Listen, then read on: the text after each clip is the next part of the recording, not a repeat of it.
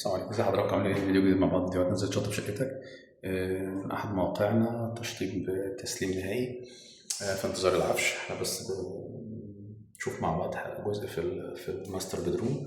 دايما واحنا بنختار يا جماعه الابليك بتاع لو هنعمل ابليك فوق الكومود ازاي ما يكونش ضوءه مزعج، لان ببساطه انا بعمل حاجه، انا عايز لما اصحى من النوم يا دوب اشوف الكومود، همسك موبايل، هاخد مفاتيح، هشرب ميه، هعمل اي حاجه، فتبقى الاضاءه يا دوب تبين على الكومود من غير ما تزعج عين اللي لسه صاحي من النوم. حاجات بسيطه كده.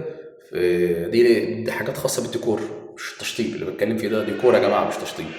الحاجات دي مهمه نخلي بالنا منها، ما اكونش حريص ان اجيب كشافات مزعجه. حتى لو هجيب هانجنج لايت او حاجه من السقف برضو لازم تكون الاضاءه بتاعتها حاجه مش مزعجه، مش اضاءه قويه ولا عايز اعلي بقى لا، احنا عايزين حاجه بسيطه بس كده تدي شكل رقيق ديكوريا، وفي نفس الوقت ما تبقاش في الاستخدام متعبه العين. فيديو جديد مع بعض، فيديوهاتنا زي الشطب شيء.